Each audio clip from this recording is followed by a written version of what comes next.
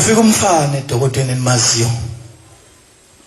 nokhe ngapha ngithi uthi mfundisi ingxaki enazo zinkulu kakhulu kodwa ndithi nisetyhwini yakubaba avela ubaba avale kube sekubuya imbenge ndingakwazi ukufikela la enkosini sekuze kwaba kathathu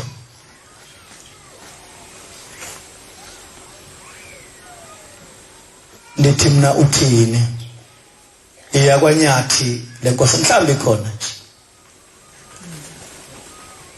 ithi ngiyacela mfundisi ungiyise enkosini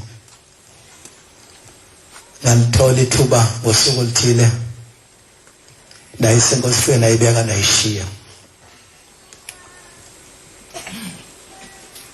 iyabuya ke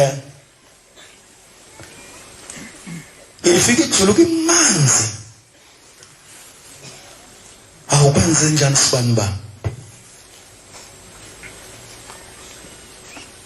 uthi nilifumene ithuba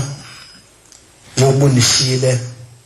lokubika ingxaki zami enkosini kodwa ukhona umbuzo anibuze wona uShembe uNyazi lezulu owenze ndaxakeka andiyazi le ngxaki yami noba isolunga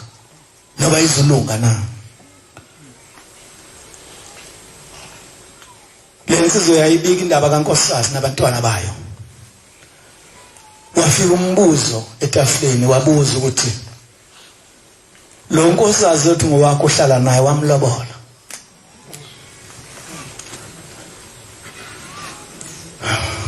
mhlamba khona abashumala ababekhona ngelo langa etafuleni ababeyizwa le ndaba ithi ke impendulo ayisendake ndaye ekhweni lami bayovela sesihlukanisi wasedlula uNyazi lona lolo lwathi uyihlo lozala wena wamlobola unyoko Manazaretha wadlula waya kumkhulu wakhe bafowethu nene nisebancane nathi ngoba mhlamsaza kuqala ungahlali nomntwana omuntu ungamloboli uzuzala abantwana sala abantwana besiqalekiso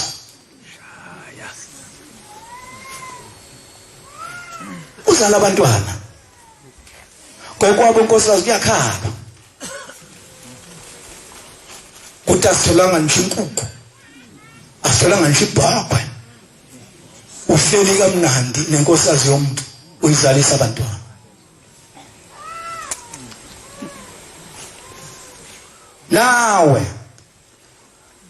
nawe wena ekuhlelwe nawe sinika ithuba hayi sibani ba noba bhuti kasibani ba ngathi akulungile ngoba bangcwele lenkonzo lesikuyo lenkolo ihamba nesintu amen isintu sithi akekho umuntu ongena ekhaya la nje ngempehla engakhushwanga kubo akekho futhi umuntu ongenayo kungakange kwahlalwa phansi kwaxoxwa ngaye ukuze kwaziwe ukuthi soba silapha kulomzuzu ukhona umuntu osezofika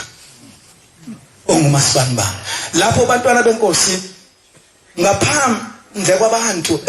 ababonakala ngamehlo bakhona abangekhoyo ngamehlo abasemoyeni